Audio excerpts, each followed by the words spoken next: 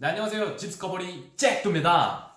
오늘은 내가 마음에 드는 아파트를 찾아서 전세 계약을 하려고 하는데 소유자를 딱 보니까 법인일 경우 좀 위험하다는 인식이 많잖아요. 이럴 때 어떤 방법으로 내 전세 보증금을 안전하게 지킬 수 있는지에 대해서 알아보도록 하겠습니다. 추가적으로 갭 투자 하시는 분들은 또 이 세금 문제 때문에 개인이 아닌 법인으로 1인으로 등록한 다음에 자신이 법인인 입장에서 전세를 맞추려는 상황이 있거든요. 근데 법인일 경우에는 이 임차인들을 구하기가 힘들 수 있습니다. 인식 때문인데 그 방법을 양쪽 다 이렇게 충족할 수 있는 그런 방법을 제가 제안해 드리도록 하겠습니다. 일단 첫 번째는 전세 보증보험을 꼭 활용하세요. 자, 소유자가 법인일 경우에도 세입자가 전세자금 대출을 받을 수가 있습니다. 단 법인 사업 목적에 부동산 임대업이 포함되어 있어야 합니다. 그래서 세입자가 이 법인일 경우에는 그 계약을 꺼리는 이유가 만약에 이 아파트가 경매가 됐어. 근데 회사가 규모가 큰 법인이야.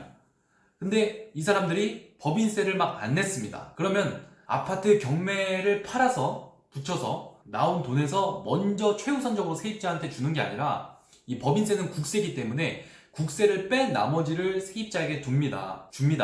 그렇기 때문에 예를 들어 아파트 가격이 전세가가 2억입니다. 근데 경매가 됐어요. 매매가는 3억입니다. 근데 국채가 2억이 있던 거죠. 그러면 2억을 뺀 나머지 1억만 받을 수 있다는 거죠. 그럼 나는 내 보증금 2억에서 절반밖에 못 받으니까 불안하잖아요. 이래서 법인일 경우에 계약을 안 하고 다들 이제 개인 대 개인으로 거래를 하시고 싶어 하는 건데, 결론적으로 소유자가 법인이어도 전세 보증금 보험에 가입을 해서 자신의 보증금을 지킬 수 있다. 이 경우 경매가 들어가거나 내가 보증금을 받아야 되는데 못 받을 경우 보험회사 허브에서 나에게 먼저 보험금을 지급해 주거든요. 아주 좋은 제도죠.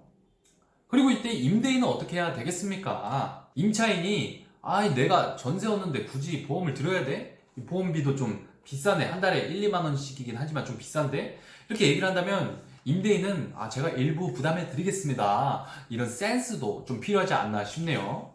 자, 그리고 두 번째입니다. 두 번째는 이제 갭 투자하시는 분들이 아셔야 될 부분이에요. 그 전세 세입자를 받기 위해서 대표이사 연대 책임을 진다는 문구를 남기시면 됩니다. 자, 법적으로 대표이사의 그 주식 비중이 50% 이상일 경우에는 대표이사가 연대 책임을 진다는 특약을 따로 넣지 않아도 법인이 전세 보증금을 돌려줄 수 없게 되면 대표이사가 연대 책임을 지게끔 돼 있습니다. 하지만 대표이사의 주식 비중이 50% 미만이야. 그렇다면 반드시 특약사항에 이 보증금을 못 받을 경우에는 대표이사가 연대 책임을 진다는 특약사항을 넣으셔서 세입자가 안심할 수 있도록, 그리고 세입자 입장에서는 나의 권리를 주장할 수 있도록 하시기 바랍니다. 자, 그리고 이 대표이사의 신용 또한 봐봐야 되는데요. 신용이 좋다면 세입자 입장에서는 만약에 그 대표이사가 1인 이런 갭 투자 하는 사람이라면 세입자 입장에서도 크게 개인과 개인이 거래하는 거랑 별 다를 차이가 없습니다. 자, 그리고 세 번째인데요. 갭 투자 하시는 분들은 중개업자에게 설명을 잘 해주셔야 됩니다.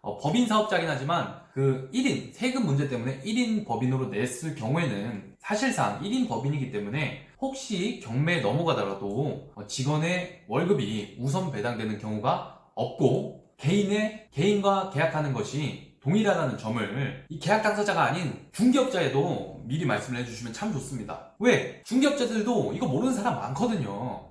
또한 좀 중개비를 이러면 안 되지만 우리 중개사들은 법적 수수료만 받습니다. 하지만 좀 되면 더 줄게 이렇게 얘기하는 것도 아주 중개업자들이 포커스를 맞출 수 있는 방법 중에 하나죠. 이런 것들을 아시고 아파트 전세로 들어가려는데 법인일 경우 소유자가 이 임차인들도 이 전세보증 보험을 적극 활용하시고 갭 투자하시는 분들은 중개업자에게 설명 잘하기, 그리고 대표이사가 연대 책임을 진다는 특약을 꼭 넣기, 그리고 세 번째로 임차인에게 전세보증보험 가입이 가능하다는 것과 임차인이 부담스러워할 경우 그 보험비를 일부를 지급해줄 마음이 있다는 것, 이 정도 세 가지를 각자가 알고 계시면 훨씬 더 내가 무엇을 할 수 있는지, 그리고 내 전세보증금을 어떻게 지킬 수 있는지 알고 갈 수 있지 않을까 싶습니다. 모두 집을 잘 구하는 하루 되시고요. 도움이 되셨다면 좋아요와 구독, 알림 설정 부탁드립니다.